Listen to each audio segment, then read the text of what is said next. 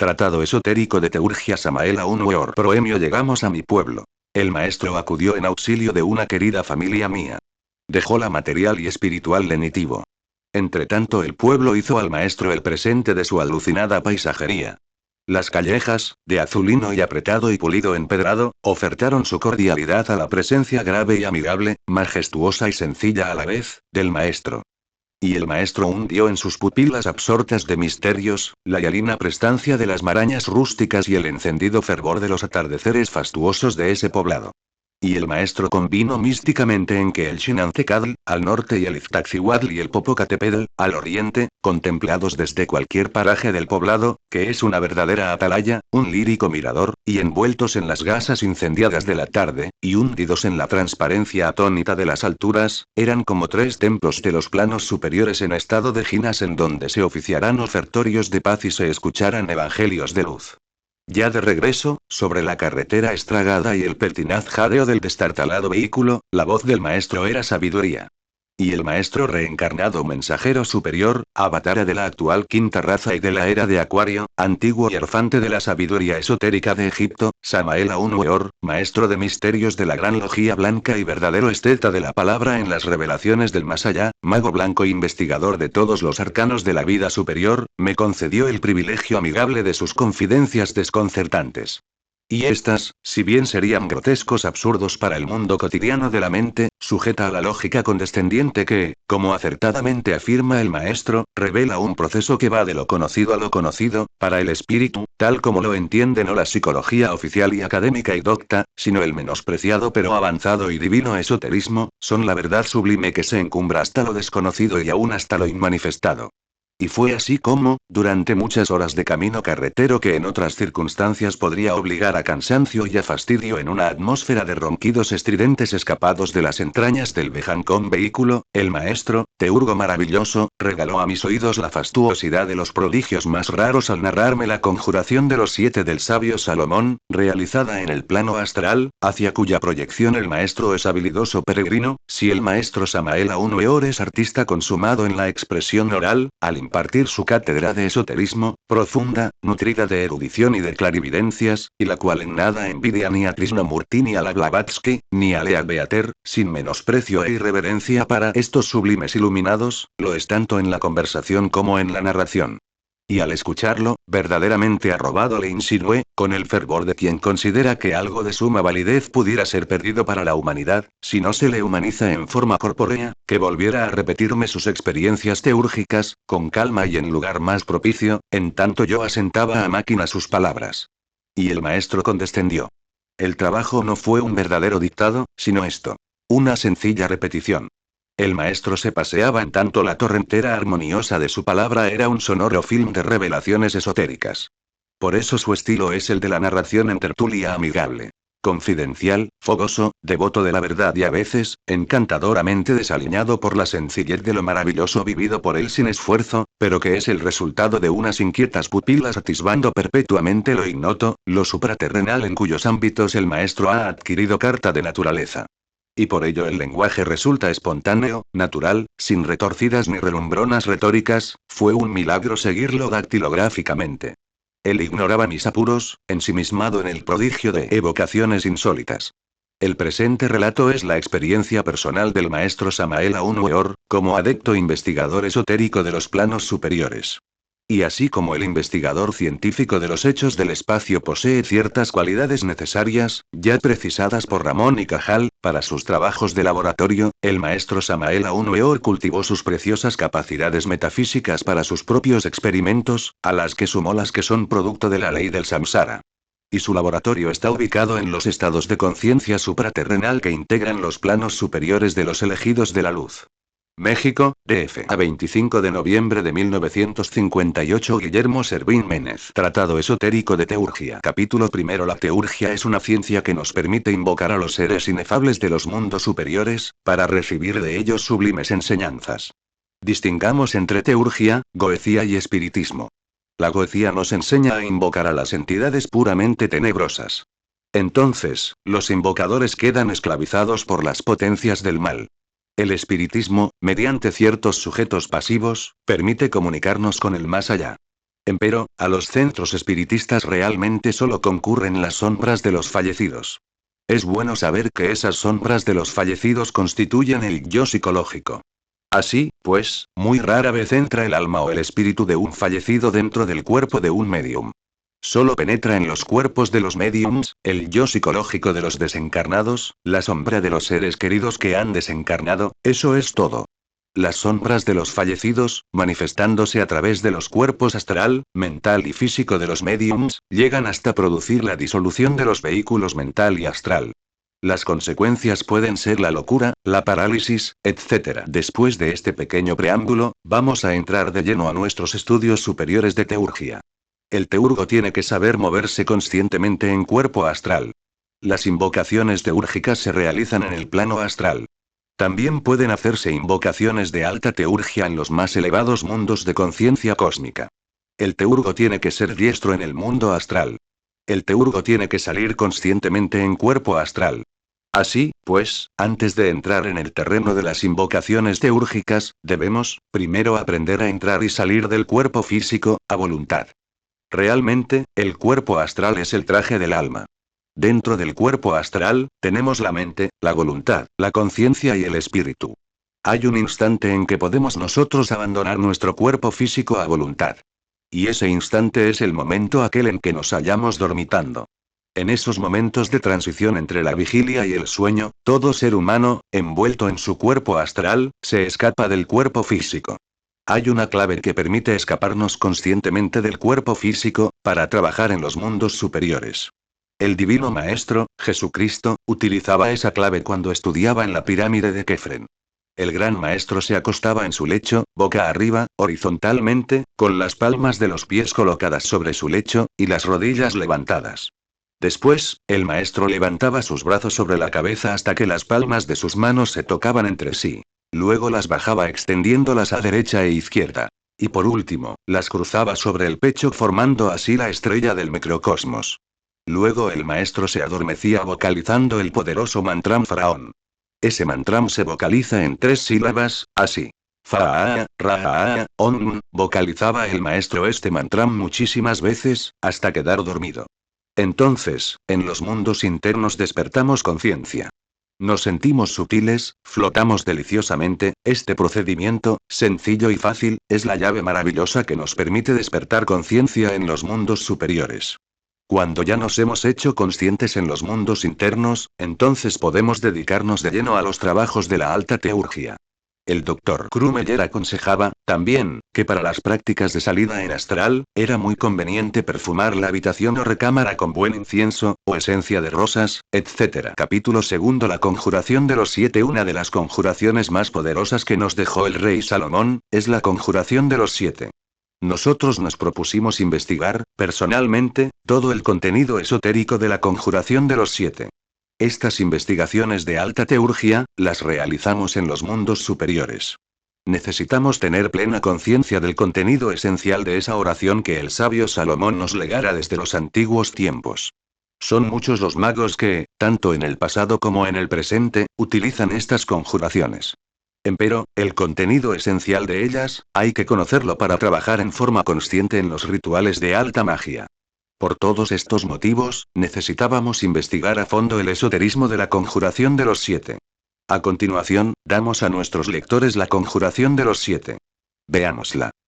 Conjuración de los 7 del sabio Salomón. En nombre de Michael, que Jehová te mande y te aleje de aquí, Chabajot.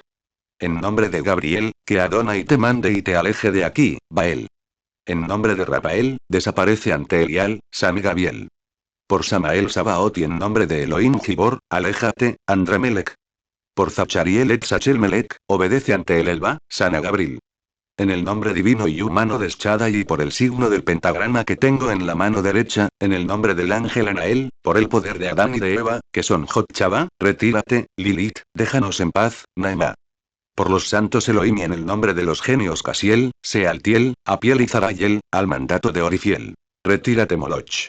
Nosotros no te daremos nuestros hijos para que los devores. Examinando cuidadosamente esta conjuración de los 7, podrán ver nuestros amados lectores el estilo en que está escrita. Ciertamente, el trabajo que teníamos por delante era bastante dispendioso, arduo y difícil. El espiritismo, con sus mediums, francamente no nos hubiera servido, porque nosotros queríamos ver, tocar y palpar a todas las entidades que figuran en esta conjuración de sabio Salomón. El círculo goético de las evocaciones negras y de los pactos, tampoco nos hubiera servido, porque ninguno de nosotros quería caer en los abismos de la magia negra. Así, pues, solo la alta teurgia podía resolvernos estos problemas. Empezamos por estudiar en los mundos superiores, la primera conjuración que a la letra dice así. En nombre de Michael, que Jehová te mande y te aleje de aquí, Chabajoet. Michael es el genio del sol, y eso lo sabe todo ocultista avanzado. Jehová es el regente de la luna, gobierna el Edén, y nos aguarda a todos en el paraíso. Nos faltaba, pues, conocer a Chabajoet. ¿Quién sería ese extraño personaje? ¿Por qué había que conjurarlo en nombre de Jehová? ¿Por qué había que nombrar a Michael en esta conjuración? ¿Qué entidad tenebrosa sería esta? Indudablemente, todos estos enigmas nos tenían inquietos. Queríamos aclarar esta cuestión. No queríamos seguir siendo autómatas, repitiendo una conjuración, cuyo contenido ignorábamos. Fue entonces cuando decidimos investigar. Salimos del cuerpo a voluntad. En nuestro cuerpo astral nos fuimos andando a lo largo de un camino solitario. Conforme caminábamos, invocábamos al misterioso personaje Chabajoet mencionado por el gran rey Salomón. Hemos de confesar que en esa invocación tuvimos que utilizar la grande y suprema llamada de Pedro de Apono. Veámosla. Emenetan. Emenetan. Emenetan. Elati, Titeip, Acia, In, Teu, Minosel, Bai, Achadón, Bai, Ba, Elle, Aa, Exe, Aelelhg. Chau. Chau. Chau. Chau. Ka. Ka. Ka. Ka. Chabajoet. Ayesaraye, Ayesaraye, Ayesaraye. Per Elohim Archima, Radors, Batas Super Abrag Ruen Super Benien Sabeor Super Abrer, Chabajoet. Chabajoet. Impero tibi per clavem Salomonis et nomen magnus semamoras. El resultado fue maravilloso. A la orilla del camino nos encontramos con una escultura olímpica, solemne. Parecía cincelada por un Praxisteles. Su rostro era semejante al del Apolo griego. La curvatura de sus pies, el perfil de sus manos, toda la eurimía de aquella escultura, podría competir con la Venus de Milo. Empero, algo extraño había en aquella hermosísima escultura. Aquella preciosa efigie humana estaba vestida con una túnica de color de sangre que, formando hermosos pliegues, exóticos y fatales, llegaba hasta los pies. Comprendimos que nos hallábamos frente del polo opuesto a Jehová, nos encontrábamos frente al espantoso y terrible Chabajoet. Extendiendo la mano derecha hacia aquella belleza maligna y seductora, con gran voz la conjuramos diciendo: En nombre del tetragramatón, yo te conjuro, Chabajoet. En acabando de pronunciar estas palabras vimos con gran sorpresa aquella escultura maligna y bella airarse contra nosotros en forma terrible. Luego, avanzando hacia nosotros nos atacó con su poder hipnótico horrible. Y nos insultó en gran manera. Sus palabras eran realmente asqueantes, dignas solamente de la gran ramera cuyo número es el 666. La lucha fue terrible. Nosotros hubimos de defendernos con todas nuestras fuerzas espirituales para retirar a aquel terrible demonio de belleza maligna. Al fin triunfamos, y el espantoso personaje que había tomado la figura de una ramera, se escondió entre una taberna sobre cuyo mostrador solo se veían vasos y botellas de licor. He ahí la magia negra. He ahí el abismo. Regresamos a nuestro cuerpo físico después de haber conocido a este personaje de las tinieblas. Por el color de su túnica, por el lenguaje sucio, y por todas las actitudes de aquel siniestro personaje llegamos a la conclusión de que este era exactamente la antítesis del Señor Jehová. Ahora, queríamos ahondar algo más. Queríamos conocer las labores concretas a las cuales se dedicaba Chabajoet. Otra noche, los investigadores abandonamos el cuerpo con el propósito de platicar más de cerca con la antítesis del Señor Jehová. Hicimos, como siempre, uso de la gran llamada de Pedro de Apono. Después de algunos instantes, llegamos a la calle de un pueblo desconocido. Multitud de personas iban y venían allá y acullá. Conforme llamábamos, podíamos apreciar fácilmente el poder de la palabra. El verbo iba transformando todas las cosas, cambiábamos de plano.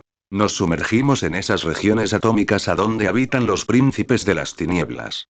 Observando atentamente, notamos que alguien se dirigía hacia nosotros con paso firme y decidido. Era Chabajoet. Aquel siniestro personaje se revistió con su túnica color de sangre y se dirigió a nosotros.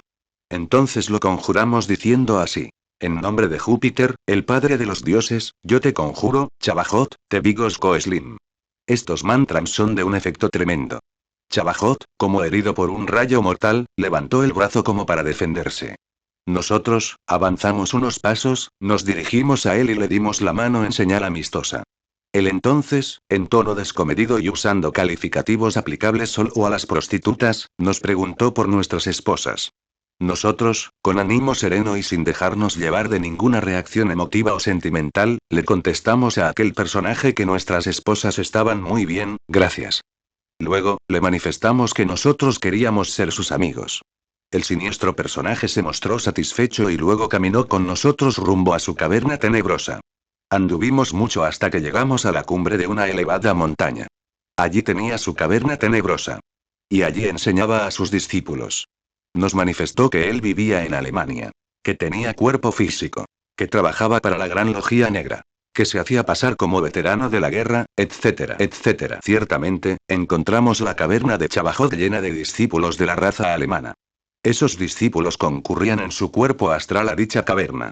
Chabajot les enseñaba la doctrina de los Nicolaitas. Esa tenebrosa doctrina enseña un sistema de magia sexual siniestra durante la cual el mago comete el crimen de eyacular el licor seminal. El resultado de esas prácticas es siempre desastroso. La serpiente ígnea de nuestros mágicos poderes, entonces, en lugar de subir, desciende a los infiernos atómicos del hombre y se convierte en la cola Satán. Este sistema de magia sexual negra, fue practicado por los monstruos lemur-atlantes. También fue practicado por los brujos de las Atlántida. En ese viejo continente desaparecido existía el culto a la diosa Kali. Más tarde, después del sumergimiento de la Atlántida, la secta de la diosa Kali se estableció en la India. Esa es la secta de los estranguladores.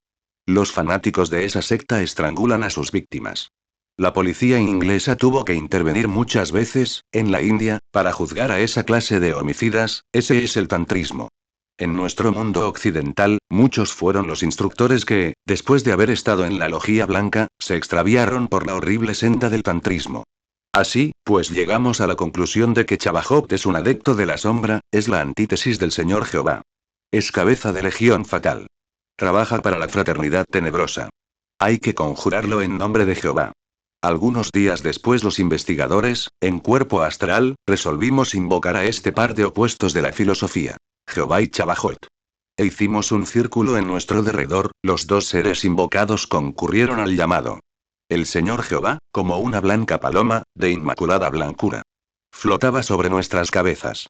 Chabajot, su antítesis, se mantenía fuera del círculo. Hallábase abatido.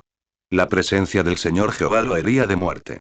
Jehová trabaja por la castidad del mundo. La sabiduría divina de Jehová está encerrada en el arcano AZF. Esa es la llave del Edén. Esa es la llave del arca de la ciencia. Chabajot trabaja por tantrismo, por la doctrina de los Nicolaitas, por la ciencia fatal que convierte a los hombres en bestias.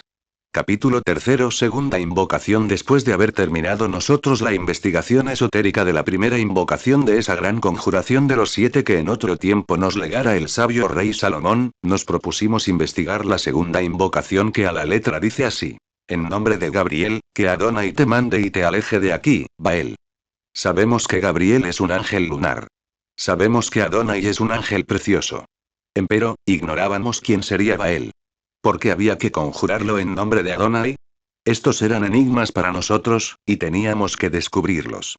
Una noche, en cuerpo astral, invocamos a Bael. Bael era un rey tenebroso que vivía en una caverna del desierto de Gobi. Allí instruía a sus discípulos. Enseñaba la magia negra de las esferas sublunares. Adonai, el hijo de la luz y de la alegría, era su opuesto. Estas dos antítesis de la filosofía estaban íntimamente relacionadas con los rayos de la luna. La presencia de Bael era por demás tenebrosa en gran manera. Coronado de rey, sus ojos, separados, y firmes sus espesas cejas. Su nariz, roma. Sus labios, gruesos. Su rostro, redondo. Vestía túnica de mago negro. Herido por nuestra conjuración, temblaba ante nosotros. No hicimos con él mucha amistad. Su carácter fue inabordable. Otra noche, los investigadores invocamos a Adonai, el hijo de la luz y de la alegría. Un niño como de pocos meses de nacido, concurrió a nuestro llamado y nos atacó con una fuerza terrible y siniestra. Nosotros tuvimos que valernos de todas nuestras fuerzas anímicas y espirituales para tratar de vencerlo. Empero, todo fue inútil. Aquel niño estaba dotado de una fuerza omnipotente. Alguien nos dijo que amistosamente le diéramos la mano. Así lo hicimos. Extendimos nuestra mano a él, con ánimo de saludarlo. Él entonces correspondió fraternalmente y estrechó su mano con la nuestra. Este era el guardián del umbral del ángel Adonai, el hijo de la luz y de la alegría. Lo más interesante es pensar que el ángel Adonai, a pesar de su inmensa perfección, todavía conserva al guardián del umbral, al yo psicológico, al ego reencarnante que todos debemos decapitar y disolver para encarnar, dentro de nosotros mismos al Cristo interno. Cuán difícil es lograr la perfección. Un ángel tan precioso como Adonai, sin embargo, es duro pensar que todavía conserva el yo psicológico. Manojo de viejos recuerdos. Otra noche, la más profunda, la más callada, nosotros los investigadores invocamos al ángel Adonai. El precioso ángel nos envió con otros ángeles, un regalo divino. Un medallón que pendía de una cadena de oro. Dicho medallón nos confiere el poder de cambiar de plano cósmico instantáneamente. Con ese tesoro precioso podemos entrar en cualquier departamento del reino. Nos hicimos muy amigos del precioso ángel Adonai, el hijo de la luz y de la alegría, el maestro de Zanoni. Todos sabemos que Zanoni recibió iniciación cósmica en la torre de fuego de la vieja caldea de los sabios. Desde entonces Zanoni recibió el elixir de larga vida, él pudo conservar su cuerpo físico durante millones de años, el gran maestro Zanoni, se dejó caer porque se enamoró de una artista de Nápoles. Y el resultado de su error fue la guillotina. Allí murió el gran maestro. Nosotros, los investigadores, hubimos de aprender muchas cosas del ángel Adonai. Sabiduría inefable. En cierta ocasión, concurrieron a nosotros Adonai, el hijo de la luz y de la alegría, y el maestro Zanoni. Uno de nosotros, algo sorprendido, aguardó. Entonces, ambos, Adonai y Zanoni, le dijeron al sorprendido investigador que cortara con su espada un extraño hilo que había en el suelo. El sorprendido investigador, entre perplejo y grato, obedeció y cortó el hilo aquel con su espada flamígera. Hecha esa obra, entendimos que había sido liberado de un hechizo fatal, de una mala corriente, de un acto de magia negra, alguien lo había perjudicado con esas malas artes, y le había causado gran daño. Luego, el maestro Zanoni y Adonai, entre ambos, curaron el cuerpo astral del investigador, y le sanaron. Al rey Bael, obedeciendo órdenes supremas, en subsiguientes trabajos tuvimos que sumergirlo en el abismo. Ese tenebroso personaje utilizaba los poderes para causar gran daño a la humanidad. Realmente, Bael es cabeza de legión, y hay que conjurarlo en nombre de sus antítesis, Adonai, el hijo de la luz y la alegría. Para finalizar el presente capítulo, hemos de advertir a los imprudentes, que jamás se debe invocar a los tenebrosos, porque eso es extremadamente peligroso. Nosotros nos vimos en la necesidad de invocar a esos tenebrosos para investigar la conjuración de los 7 del sabio rey Salomón. Era un caso importante y había que hacer ese género de investigaciones. A esa clase de tenebrosos se invoca con la conjuración de Pedro de Aponno. Empero, advertimos que a los ángeles de la luz, a los seres inefables, no se pueden invocar con la llamada de Pedro de Aponno. A los ángeles se invoca en nombre de Cristo, por el poder del Cristo, por la gloria del Cristo. Que se cuiden los imprudentes. Que no cometan el error de invocar demonios. Esto podría conducirlos a la desgracia. Nosotros los investigadores, pudimos hacer estas investigaciones porque estamos muy ejercitados en el uso y manejo del cuerpo astral. Empero, siempre nos vimos en grandes y terribles peligros. Capítulo cuarto. Tercera invocación. Después de haber investigado nosotros nuestras anteriores invocaciones, nos propusimos investigar la tercera invocación de la conjuración de los 7, que a la letra dice así. En nombre de Rafael, desaparece ante Elial, San Gabriel. Cuando investigamos a San Gabriel, no se confunda con San Gabriel, nos encontramos con un terrible demonio del mundo de la mente cósmica. El ángel Elial, es exactamente su opuesto divino e inefable. Cierto día, invocamos a Rafael, entonces el gran maestro concurrió a nuestro llamado. El maestro llevaba en su mano derecha el tridente del mundo de la mente. Su rostro era sonrosado como el fuego. Su barba blanca, cayendo sobre su pecho, estaba toda llena de majestad y de luz. La amplia frente del gran maestro, nos indicaba su profunda sabiduría. Uno de los nuestros pidió algo al gran maestro. El maestro contestó diciendo: Tú ya no necesitas pedir nada. Realmente, se trataba de un iniciado con pleno conocimiento de la ciencia del bien y del mal. causará mucho asombro a nuestros lectores saber que el alma humana del gran maestro, el Bodhisattva de Rafael, tiene cuerpo físico. Lo más grave es saber que ese Bodhisattva está caído. Empero, lucha terriblemente por levantarse. Debemos distinguir entre el maestro y su alma humana. El maestro es el Dios interno. El alma humana del maestro está ahora caída. En el mundo de la mente cósmica viven muchos demonios peligrosísimos. En cierta ocasión, entramos nosotros en un templo muy luminoso del mundo de la mente. Todos los investigadores estábamos actuando con nuestro cuerpo mental. Había allí, en ese templo, un grupo venerable de ancianos. Ellos estaban vestidos con túnicas de maestros. Y usaban sandalias. Sobre sus hombros caían, en hermosos bucles, sus blancas cabelleras. Su luenga barba blanca y sus amplias frentes, daban a todos esos ancianos una presencia magnífica. Nosotros los investigadores, creíamos encontrarnos en un templo de la magia blanca ante un grupo de santos maestros. Esa era la creencia que teníamos. Uno de aquellos ancianos pronunció un discurso inefable. Habló cosas divinas. Habló del amor, del bien, de la belleza, de la caridad, etcétera, etcétera. De pronto, comenzó el gran maestro a tocar delicadamente el problema del sexo y entonces en forma sublime dijo: creced y multiplicaos.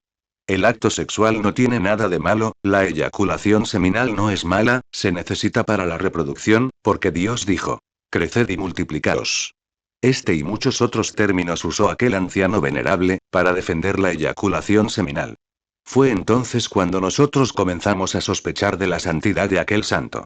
Comenzamos a dudar, ¿sería este anciano un mago negro?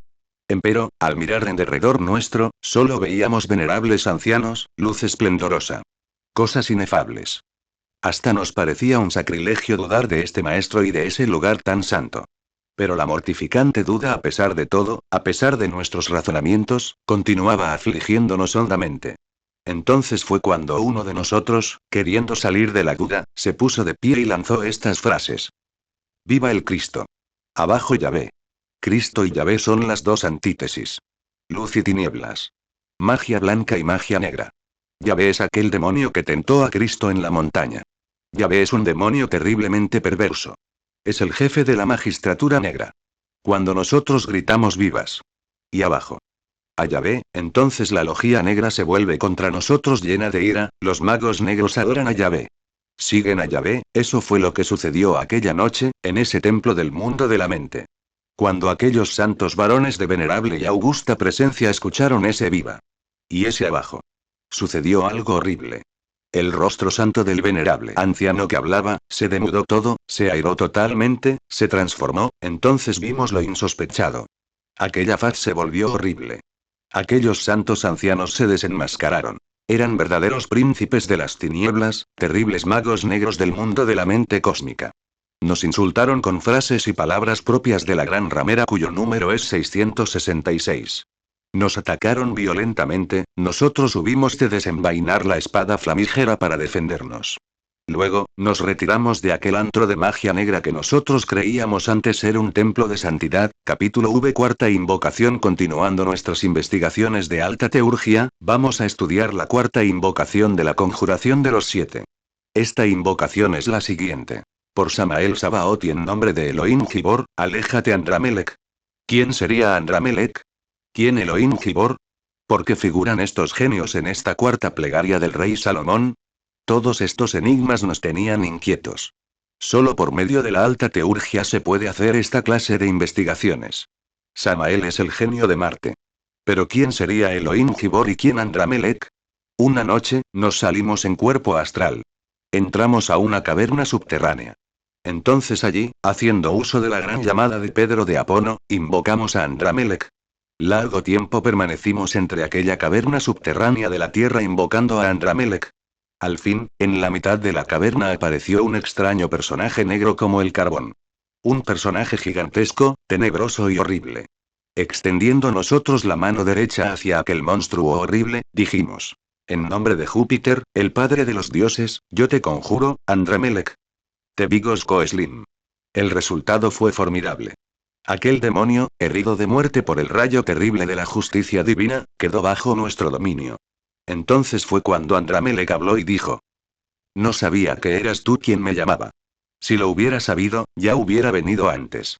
¿Qué es lo que yo no puedo hacer por ti? Estas palabras de Andramelech parecían salir de entre las cavernas profundas de la tierra toda. Parecía como si esa voz terrible y poderosa brotase de entre las mismas entrañas íntimas de la tierra. Entonces nosotros hablamos valerosamente a Andramelech, diciéndole: «Dame la mano, Andramelech». El tenebroso personaje se acercó a nosotros y nos dio la mano. El que esto escribe regresó a su cuerpo físico. Entonces aquel demonio, con su túnica roja de sangre, pasando por sobre el techo de su habitación, exclamó diciendo: «Me tuviste miedo. Me tuviste miedo».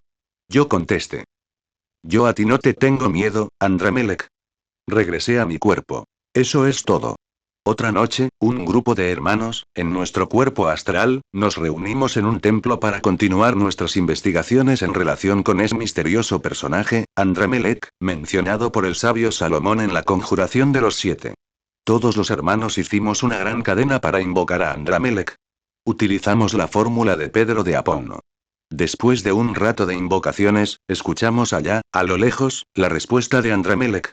Un viento extraño que helaba profundamente. Un huracán llegaba hasta nosotros. El personaje aquel modulaba la vocal M, daba a aquella letra una entonación especial con tonos bajos y altos. Los hermanos permanecían firmes, en la cadena. De pronto, uno de los hermanos que dirigía la cadena exclamó con gran voz diciendo: «Hermanos, no suelten la cadena. Permanezcan firmes. Ya viene Andramelech». Algunos instantes después, un gigante apareció en el umbral de la puerta. Ese gigante tendría unos 3 o 4 metros de estatura. Aquel extraño personaje vestía túnica negra. Una franja blanca caía oblicuamente del hombro derecho hasta el muslo izquierdo, pasando por el frente y por la espalda. Tenía un medallón sobre el pecho. Llevaba en su mano derecha un cetro de mando. Aquel personaje era de amplia frente. Ojos grandes y azules, donde se reflejaba el cielo estrellado. Su nariz, recta. Labios, finos y delicados. Manos blancas, con dedos cónicos. Manos alargadas de forma mística. Como las manos de un Jesús de Nazaret, o de un Francisco de Asís. El hermano que dirigía la cadena, soltándose de ella, salió al encuentro de Andramelech para abrazarle y saludarle. Luego, volviéndose hacia los hermanos de la cadena, les dijo: «Hermanos, aquí les presento a mi amigo Andramelech». Todos los hermanos estaban temblorosos. Uno de ellos, no pudiendo resistir la terrible fuerza eléctrica que irradiaban los ojos de Andramelech, se retiró precipitadamente. Huyó despavorido. Aquel gigante maravilloso, lleno de gran decencia y con ademanes finos y delicados, extendió su mano para saludar cortésmente a todos y cada uno de los hermanos. Luego, se dirigió hacia un escritorio, y se sentó allí, ante el escritorio. Era algo interesante contemplar a aquel extraño gigante poseedor de tanta cortesía, de tanta decencia y tanta armonía. Lo que sí causaba pesar, era ver tras de aquel maravilloso gigante, la profundidad, más bien como el recuerdo de una sombra fatal. Empero, el cetro que aquel gigante portaba, el medallón sobre el pecho, y todos sus ademanes, eran realmente de la lojía blanca. Ya sentado en el escritorio, Andramelech llamó al hermano que dirigía la cadena y le aconsejó con las siguientes palabras: «Trate usted, hermano, de colocarse en un ambiente lo mejor posible. Vístase decorosamente. Comprenda usted que nosotros somos ángeles y que por lo tanto, tenemos pleno derecho a vivir bien». El hermano interlocutor, pidió un permiso a Andramelech, diciéndole: «Maestro», le pidió un permiso. Mientras, voy a buscar al hermano C, el hermano que se había retirado, antes de la sala. Fue entonces cuando el hermano que dirigía la cadena, anduvo en cuerpo astral por todos los países de la tierra, buscando al hermano que había huido. Quería que ese hermano platicara con Andramelech. Todo fue inútil. La búsqueda resultó infructuosa, por ninguna parte se pudo localizar al hermano C. ¿Qué se habría hecho? ¿Para dónde se habría ido? Enigmas. Enigmas. El hermano director de la cadena regresó nuevamente al recinto donde estaba Andramelech. Empero ya no le fue posible platicar con el gigante maravilloso, porque muchas personas, en su cuerpo astral lo estaban consultando. Entonces el hermano director de la cadena, regresó a su cuerpo físico. Ya entre su cuerpo, aquel hermano se levantó muy de mañana, tomó su desayuno y salió a la calle. ¿A dónde se dirigía? Pues si no lo sabéis, querido lector, sabedlo ahora. El director de la cadena se fue en busca del hermano C. Aquel hermano era un viejo comerciante y sería muy fácil al director de la cadena localizarlo en su almacén. Ciertamente, allí lo encontró. El hermano C estaba atareado en el comercio de su almacén. El director de la cadena, después de saludar cortésmente a su amigo C, lo interrogó diciéndole: Bueno, hermano. Dígame usted por qué huyó de la vista de Andramelech. Entonces el hermano C contestó diciendo: Realmente, yo no pude resistir la vista de Andramelech. Me miró con fuerza eléctrica terrible. Yo no aguanté. Me dio miedo y salí corriendo. Fue entonces cuando el director de la cadena le dijo al hermano C: Hombre, yo lo estuve buscando a usted en cuerpo astral por todas partes y no lo hallé. El hermano C respondió: No me halló usted, porque yo me regresé a mi cuerpo. Todo aquel domingo, los dos hombres estuvieron comentando el asunto de Andramelech. Aquel gigante era un enigma para los dos investigadores. ¿Sería Andramelech un mago negro? ¿Sería Andramelech un mago blanco? Enigmas. Enigmas. Enigmas. Realmente todo aquello era enigmático. Los dos hombres se propusieron, cada uno por su cuenta, investigar a Andramelech. Después de algún tiempo, llegaron a la siguiente conclusión. El espíritu que concurrió a la cadena, realmente es el maestro Andramelech. Un maestro de la logía blanca. Un maestro de misterios mayores. Sucedió que ese maestro, envió su bodhisattva alma humana, a la reencarnación. Recordar que un alma se tiene. Un espíritu se es. Y aquel bodhisattva se reencarnó en China. Desgraciadamente ese bodhisattva se dejó caer. He ahí el misterio de la doble personalidad humana. Uno de los misterios más grandes del ocultismo. Los bodhisattvas se caen, por el sexo. Fornican. Eyaculan el licor seminal y entonces, la serpiente ígnea de los mágicos poderes, el Kundalini, desciende hacia los infiernos atómicos del hombre. Así se caen los bodhisattvas. Empero, el maestro, es decir, el íntimo, el espíritu, no puede caerse jamás. Se cayó el bodhisattva del maestro Andramelech. Lo peor del caso fue que ese bodhisattva se dedicó a la magia negra. El resultado de todo esto fue que el maestro recogió su alma-voluntad, alma humana, quinto principio del hombre, cuerpo causal humana superior de la teosofía. Entonces, solo quedó viviendo, en la China, el cuaternario inferior compuesto por los vehículos físico, etérico, astral y mental. Ese cuaternario inferior es, de hecho, un hombre desalmado. Una corteza cabalística. Una morada vacía donde ya no vive el alma, donde ya no habita el principio inmortal de todo hombre. Esas cortezas cabalísticas son moradas del yo psicológico, Satán. Realmente, esos son los demonios.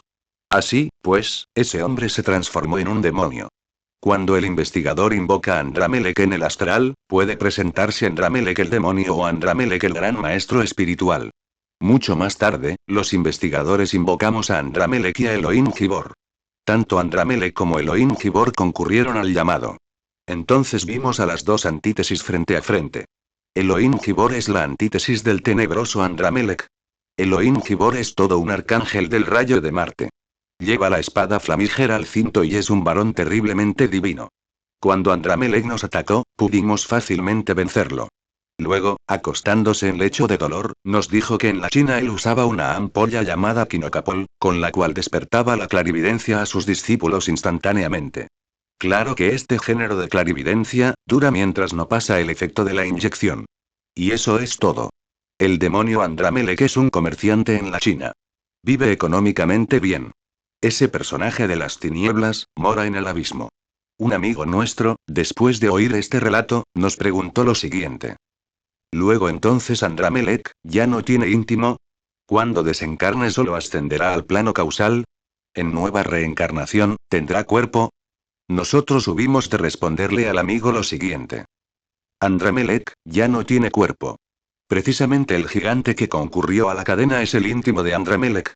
Ese íntimo, ya no tiene ninguna relación con el hombre tenebroso que vive en la China. Cuando desencarne el hombre Andramelech, el monstruo desalmado, entonces no podrá subir al plano causal ni a los mundos superiores, porque es un desalmado, es una corteza cabalística, una casa vacía, no tiene alma ni espíritu. Esas cortezas cabalísticas se hunden en los infiernos atómicos de la naturaleza, a través de los siglos. Poco a poco van degenerando y perdiendo fuerza. Después, toman las figuras de horribles animales del abismo. Más tarde, las figuras de plantas y por último, de minerales que, en proceso de desintegración, estarán desprovistos de inteligencia. Al fin, se convierten en polvareda cósmica. Esa es la muerte segunda de que habla el Apocalipsis. Los fornicarios al fin y al cabo, tienen que pasar por la muerte segunda. Los fornicarios son gentes de la magia negra. Todo aquel que eyacule el licor seminal es fornicario, y seguro candidato para el abismo y la muerte segunda.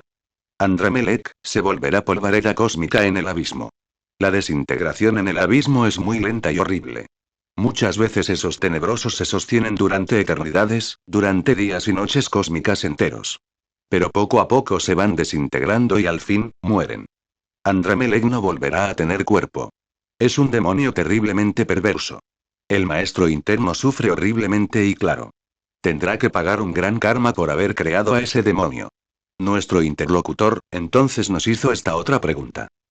¿Es culpable el íntimo de las malas obras de Andramelech y del karma que tiene que pagar? Nosotros hubimos de responderle lo siguiente. El íntimo es un cordero inmolado y tendrá que pagar por esa expersonalidad tántrica. El íntimo, el maestro interno, tendrá que reencarnar para pagar el karma de su expersonalidad. Ley es ley. A ese maestro le faltó fuerza para haber dominado a la tenebrosa personalidad humana. Cuando el espíritu vence a la materia, es un victorioso. Eso es todo, capítulo sexto, quinta invocación. El lector que haya seguido atentamente todo el curso de nuestras investigaciones esotéricas, comprenderá que el espiritismo, con sus mediums o la nigromancia, con sus laboratorios, no nos hubiera servido para hacer estas trascendentales invocaciones de alta teurgia. Desgraciadamente hay muchos estudiantes que quisieran ver, oír, tocar y palpar estas cosas. Pero tienen sus facultades complementarias dañadas.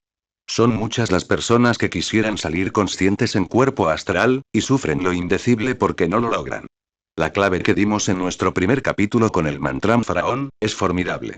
Lo importante es no desmayar. Perseverar, no cansarse hasta triunfar. Durante las horas normales de sueño, todo ser humano está fuera del cuerpo físico. En los mundos internos interviene el íntimo, para hacernos comprender íntegramente todos los procesos del diario vivir. Por ejemplo, negocios que ejecutamos en el día, palabras que dijimos, emociones que tuvimos, etcétera, etcétera. Desgraciadamente nosotros vivimos diariamente en forma muy inconsciente. No comprendemos el triple alcance, físico, anímico y espiritual, de cada uno de nuestros actos, de cada una de nuestras palabras, de cada uno de nuestros sentimientos diarios. Entonces, el íntimo interviene durante el sueño para hacernos ver, en forma simbólica, el triple alcance de todos los acontecimientos que realizamos durante la vida diaria. Así, pues, las almas humanas se mueven, durante el sueño, entre esa simbología. Esos símbolos son los llamados sueños. Si nosotros viviéramos en plena conciencia cada uno de los actos de nuestra vida diaria, si comprendiéramos el triple alcance de cada acto de esa nuestra vida diaria, si antes de entregarnos al sueño hiciéramos un ejercicio retrospectivo para hacer conciencia consciente de todos los incidentes ocurridos en el día, entonces, durante las horas de sueño, estaríamos de vacaciones, absolutamente libres. Nos moveríamos conscientemente en nuestro cuerpo astral. Actuaríamos en los mundos internos con conciencia despierta.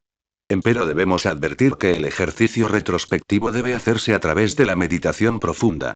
Reconocer nuestros errores, arrepentirnos de ellos, tomar la resolución de no volver a incurrir en ellos. No condenar nuestros errores. No justificar nuestros errores.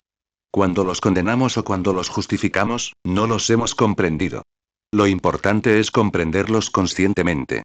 Cuando hacemos conciencia consciente, total y absoluta, de un determinado defecto, entonces ese defecto se desintegra. Quedamos libres de él. Lo importante es, pues, que el soñador despierte en los mundos internos durante el sueño normal, durante el sueño natural, sin mediumismos, sin hipnotismos, etc. Después de esta introducción a nuestro presente capítulo vamos a continuar con la investigación de la conjuración de los 7. Nosotros, después de habernos ocupado de la precedente investigación, nos propusimos estudiar en los mundos superiores, la quinta conjuración del gran rey Salomón. Veámosla. Por Zachariel Etzachel-Melech, obedece ante Elba, Sana Gabriel. Ya sabemos que Zachariel es el genio de Júpiter. Lo que ignorábamos era quiénes fuesen Elba y Sana Gabriel. A simple vista comprendimos que eran las dos antítesis del rayo de Júpiter.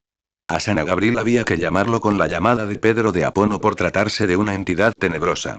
Desde que había que conjurarlo para alejarlo, lógicamente se deducía que era un tenebroso. En cuanto a Elba se infería que era un ángel luminoso, pues ha de utilizarse para alejar a Sana Gabriel. Así pues, a Elba no se le podría invocar con la llamada de Pedro de Apono. Había que llamarlo en nombre de Cristo, por la majestad del Cristo, por el poder del Cristo. Nosotros, en los mundos internos, empezamos por invocar a San Gabriel. La invocación la hicimos en cuerpo astral, dentro de un pequeño salón. Llamamos muchas veces, y San Gabriel demoraba. Un estrecho corredor, un largo pasadizo lleno de tinieblas, conducía hasta el pequeño salón dentro del cual hacíamos la invocación. Después de un rato de paciente espera, sentimos en el estrecho corredor pasos de alguien que venía. Ciertamente esos pasos no eran muy agradables. El sonido de esos pasos no eran sonidos de zapatos o sandalias. Era un sonido diferente. Era el sonido de garras y de uñas como de un tigre o de una bestia maligna. Nosotros permanecimos firmes. Aguardamos a que San Gabriel se acercase algo más.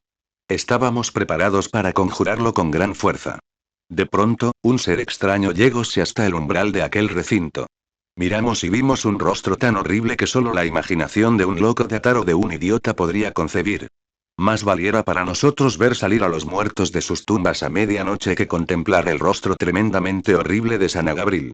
Francamente, nos sorprendió tanto el terrible aspecto de esa bestia diabólica, que hubimos de regresar instantáneamente al cuerpo físico. No le tuvimos miedo. Nos sorprendió su horrible fealdad, a ese triste estado llega todo aquel que sigue el camino negro. Empero, no desmayamos y nos propusimos afrontar, nuevamente el horrendo espectáculo. Así, pues, con certeza de ánimo, otra noche, en nuestro cuerpo astral volvimos a hacer la invocación a San Gabriel. Esta vez lo invocamos en la esquina de una de las calles de una gran ciudad. Concurrió San Gabriel a nuestro llamado. Pero, deseoso de platicar con nosotros, asumió la figura de un hombre normal. Parecía un banquero, y llegó hablándonos de dinero. Nos dio el número premiable de la lotería, dizque para que lo compráramos, con estas tentaciones pretendía atraernos a sus esferas de influencia tenebrosa. La lotería es pura magia negra. Se roba a todo un pueblo para enriquecer a unos pocos. Nosotros no nos dejamos encerrar en esa jaulita de oro. Solo nos interesaba conocer este aspecto tenebroso, esta sombra de Júpiter. Después, otra noche nos propusimos investigar a Elba. Este ángel es amor, altruismo, caridad, castidad, santidad.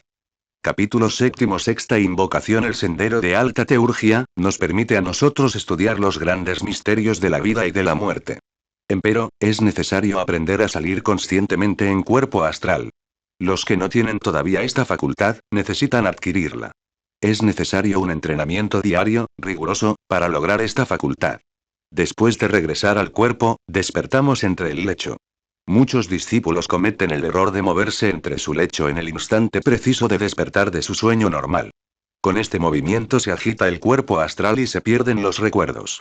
El estudiante de ocultismo al despertarse de su sueño normal, no debe moverse. Se debe permanecer en reposo, cerrar los ojos y hacer un ejercicio retrospectivo para recordar minuciosamente todos aquellos lugares donde estuvimos en nuestro cuerpo astral, todas aquellas palabras que oímos, que dijimos, etc. Para esta clase de investigaciones, no sirven los médiums del espiritismo. Sucede que los médiums no tienen suficiente equilibrio mental. Los médiums son víctimas de las entidades tenebrosas. Los médiums tienen dislocado el cuerpo mental. Queremos decir con esto, que los cuerpos mental y astral del médium están dislocados. Y estando así esos dos vehículos, los médiums no poseen equilibrio mental, la lógica exacta que se necesita para investigar todas las causas y efectos de la naturaleza. Ya sabemos que las leyes naturales se procesan sabiamente. Todo efecto tiene su causa. Toda causa es efecto de otra causa superior. A menudo nos ha tocado escuchar a muchos individuos desequilibrados, que dicen que se relacionan con las entidades del más allá. Por lo común, esos sujetos son médiums. Es necesario saber que el investigador de los mundos superiores debe poseer un equilibrio mental a toda prueba, el verdadero investigador es profundamente analítico y rigurosamente exacto. Nosotros somos matemáticos en la investigación y muy exigentes en expresión. Después de esa introducción a nuestro presente capítulo vamos a narrar a nuestros lectores la investigación que hicimos con la sexta invocación del gran rey Salomón. Esa invocación es la siguiente. En el nombre divino y humano de Shaddai y por el signo del pentagrama que tengo en la mano derecha, en nombre del ángel Anael, por el poder de Adán y Eva que son Jotchaba, retírate, Lilith, déjanos en paz, Naemá. ¿Quién sería Lilith? ¿Quién Naemá? ¿Por qué había que conjurar a esos tenebrosos en nombre del ángel Anael, el ángel del amor, y por las potencias de Adán y de Eva que son Jotchaba? Nosotros queríamos conocer al ángel Anael, el ángel del amor. Un grupo de hermanos, en cuerpo astral, invocamos al ángel Anael en nombre de Cristo, por la majestad del Cristo, por el poder del Cristo. La invocación la hicimos en cadena, dentro del patio de una casa. Era la aurora de un amanecer, y llamamos con gran voz al ángel del amor. Después de algún tiempo, vimos pasar por encima del patio de la casa, a gran altura, algunas aves inefables. Aves de plata. Aves de oro. Aves de fuego. Una de ellas, la más hermosa, era Anael, el ángel del amor, quien en su cuerpo astral había asumido esa bella figura. Todos nosotros exclamamos. Ya viene Anael, el ángel del amor. Aguardábamos que esas aves maravillosas y divinas descendieran al patio de aquella casa, a donde todos nosotros los hermanos hacíamos la invocación de alta teurgia. Empero, aquellas aves pasaron en raudo vuelo y no descendieron al patio de aquella casa. ¿Qué sería? ¿Qué habría pasado? De pronto, alguien golpea 3 veces, acompasadamente, en la puerta de la casa. Nosotros soltamos la cadena y en nuestros cuerpos astrales, fuimos a abrir la puerta. Un bello niño, vestido con túnica rosa y azul, se presentó en el umbral. Otros niños le seguían. Este hermoso niño era Anael, el ángel del amor, el ángel de la aurora, el ángel de Venus. Los cabellos de aquel niño parecían cascada de oro cayendo sobre sus espaldas inefables. Parecía un niño de 12 años. Su rostro, sonrosado como la aurora, era de rasgos faciales perfectos, inefables. Todo su cuerpo estaba sonrosado, como la aurora. El niño traía flores en sus brazos. Nosotros nos arrodillamos para que nos bendijese, y él nos bendijo. En presencia de aquel hermoso niño, solo siente uno deseos de jugar, siente uno revivir su infancia, siente uno volverse niño. El director de la cadena, de rodillas ante el ángel del amor, le consultó algo, el niño le respondió con gran sabiduría. Observamos cuidadosamente el aura de aquel ángel. Es blanca, pura, inocente, perfecta. El ángel Anael irradia luz esplendorosa, luz divina, luz inefable. Aquella luz preciosa irradia de su médula espinal, realmente, la médula espinal es el candelabro de 7 vasos del templo. El aceite de oro puro del candelabro, es el semen cristónico que los fornicarios eyaculan miserablemente. Los ángeles están llenos de luz y de fuego porque son absolutamente castos. Los demonios están llenos de tinieblas, porque derraman el semen miserablemente. Para crear, no hay necesidad de eyacular el licor seminal. La semilla siempre pasa a la matriz sin necesidad de eyacular el semen.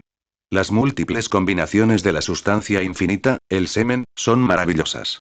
Después de que nosotros invocáramos al ángel Anael nos propusimos conocer a Lilith, su antítesis tenebrosa. Y otra noche, en la más quieta, la más callada, invocamos a Anael y a Lilith simultáneamente. La invocación la hicimos en cuerpo astral dentro de un pequeño salón. Después de algunos instantes concurrió el ángel Anael a nuestro llamado. El hermoso niño tenía una presencia inefable. Nosotros nos arrodillamos y él nos bendijo. Después el niño se sentó en una silla. Nosotros, llenos de inmensa veneración y con profundo respeto, pedimos al niño el favor de que invocara a su antítesis, Lilith. Le dijimos así. Maestro, invócame ahora a Lilith. Estamos investigando los pares de opuestos de la filosofía. El ángel Anael, mentalmente hizo la invocación a su antítesis, sentimos unos pasos fuera. Y a los pocos instantes, entró en el salón otro niño de tamaño absolutamente exacto al de Anael, el ángel del amor. Era la antítesis de Anael. Era Lilith. Miramos y vimos en la noche un niño terriblemente maligno. Un niño de rostro terriblemente perverso. Ese niño vestía túnica de colores negro y azul oscuro. Colores de la gama del infrarrojo. Estos mismos colores son usados por la logía blanca. Pero dentro de la gama del ultravioleta. El infrarrojo es de la logía negra. El ultravioleta es de la logía blanca. Lilith es un demonio y sus vestiduras son de demonio. Lilith es terriblemente fornicario. De su médula espinal solo irradian abismos y tinieblas. Nosotros los investigadores ofrecimos silla a Lilith, para que se sentase. Y la silla fue puesta frente al ángel Anael. Así, pues, las dos antítesis de Venus se sentaron frente a frente. Era de admirarse y ver a estas dos antítesis frente a frente. Anael y Lilith. El amor y el contraamor que Jámblico, el teurgo, hizo aparecer ante las muchedumbres en los tiempos antiguos. Allí están ahora el amor y el contraamor frente a frente. Lilith no se atrevía a mirar el rostro sereno, radiante y luminoso de Anael. Entonces exclamamos nosotros. He aquí el misterio de las almas gemelas. He aquí el par de opuestos de la filosofía. Estábamos embriagados por la sabiduría, estábamos en un verdadero estado de terrible exaltación mística. Hay varios géneros de almas gemelas. Lilith y Naima son dos demonios terriblemente perversos, estos demonios gobiernan las esferas del abismo. El maestro Hilariux IX, en su tercer mensaje del Aryabharta Ashrama sobre la orden sagrada del Tíbet dice, textualmente lo siguiente. Hay en los infiernos, dicen los cabalistas, dos reinos de las estrigías. Lilith, madre de los abortos y Naima, belleza fatídica y mortal. Cuando un hombre es infiel a la esposa que le ha dado el cielo y se entrega al desenfreno de una pasión estéril, Dios le quita su legítima esposa para arrojarle en brazos de Naima. Esta reina de las estrigías sabe seducirlo con todos los encantos de la virginidad y del amor. Desvía el corazón de los padres empujándolos al abandono de sus hijos. Hace soñar con la viudez a los casados y con el matrimonio a los hombres consagrados a Dios. Cuando usurpa el título de esposa, es fácil reconocerla. El día de la boda aparece calva, pues la cabellera de la mujer siendo el velo del pudor le está interceptada este día. Después de la boda es presa de la desesperación y el hastío de la existencia. Predica el suicidio y por último abandona violentamente el hogar, dejando marcada a su víctima con una estrella infernal entre los dos ojos. Agrega a la tradición que cuando el sexo llega de dominar el cerebro se invierte esta estrella, la estrella pentagonal, y cae la víctima de cabeza agitando las piernas levantadas en aire. Así aparece la imagen del loco en una de las 72 cartas del tarot de los bohemios. Y cuando la ciencia profana sistemáticamente ha considerado locos a los iniciados, basta para nuestra conformidad el hecho notorio de que dicha ciencia se halla totalmente incapacitada para distinguir, en este caso, una caída de una bajada. El alienista ignora por completo la existencia real del Adán Potoplastos. En el abismo, Lilith y Naima viven en eterna lucha. Las almas depravadas de Lilith no tienen ya ninguna posibilidad de salir del abismo. Las víctimas de Naima, todavía tienen posibilidad de salir del abismo. El problema es sexual. Los demonios son terriblemente fornicarios. El hombre, está simbolizado por la estrella de 5 puntas. El cerebro debe controlar al sexo.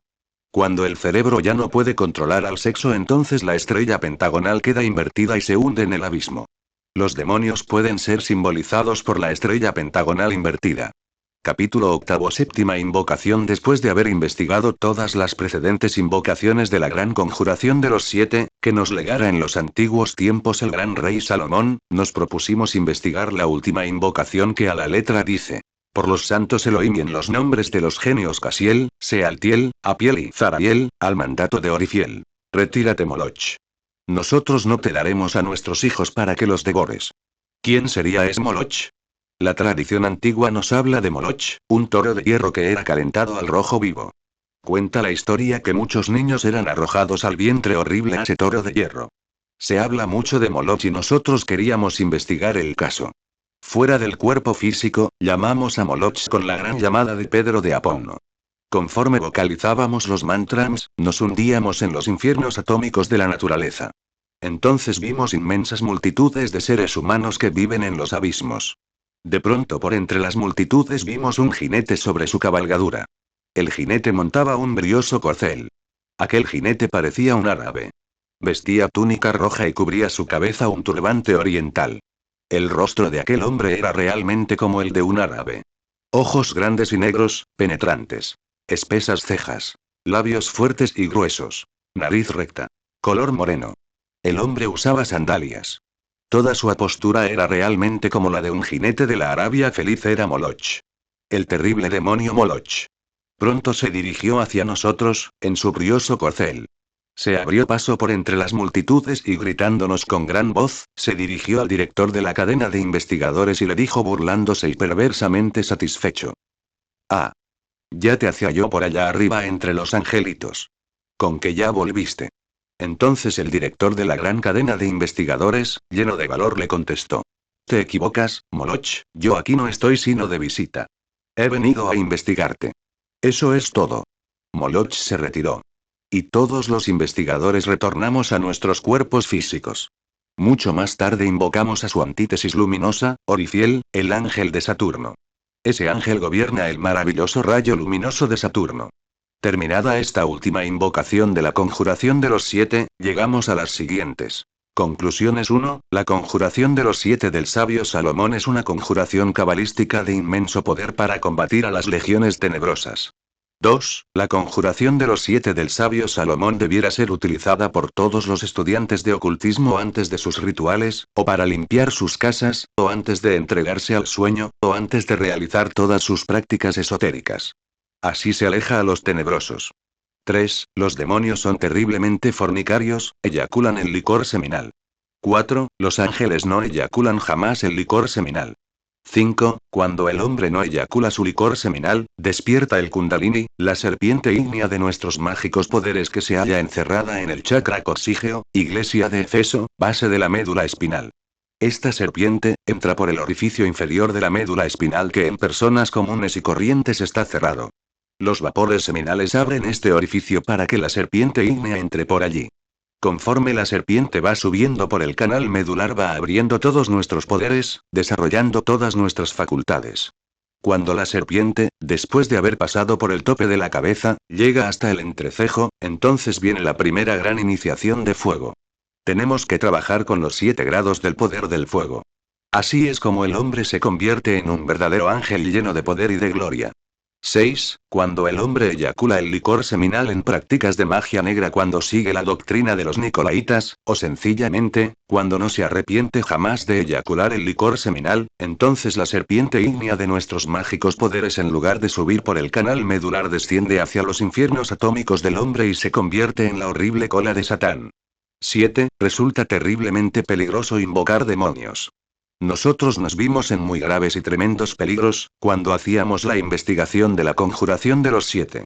Si el estudiante no está armado con la espada de la justicia, si no es absolutamente casto, si no sigue la senda de santificación, fácilmente podría perder la vida en esos trabajos.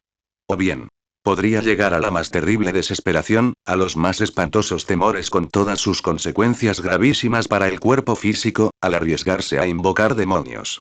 8. La alta teurgia solo debe ser utilizada para invocar ángeles.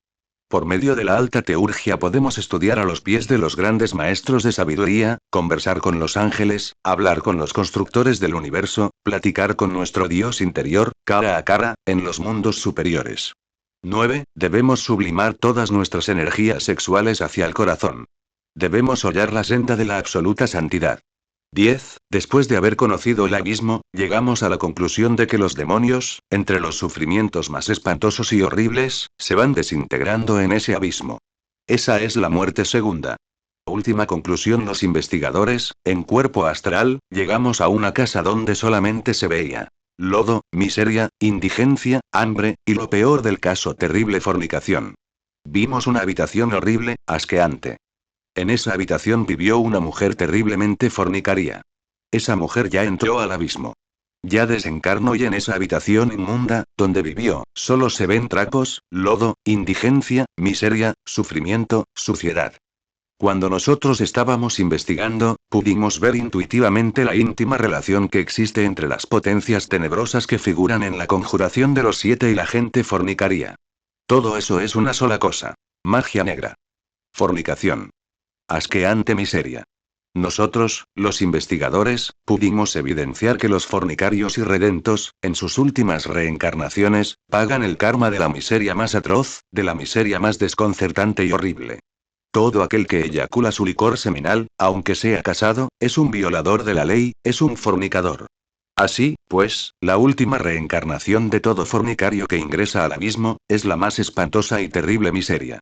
En el Oriente, el abismo, es decir, los infiernos atómicos de la naturaleza, son conocidos con el término de Avicii. En esas tenebrosas regiones se hunden los fornicarios después de su última reencarnación llena de la más asqueante indigencia conocida por el género humano. Todo pecado será perdonado, menos el pecado contra el Espíritu Santo. La fuerza sexual es la energía creadora del tercer logos. El tercer logos es el Espíritu Santo. El tercer logos irradia su energía en el vórtice fundamental de toda nebulosa, en el centro de ultérrimo átomo y en todo aquello que viene a la vida. En el ser humano, la energía del tercer logos es el poder creador del sexo.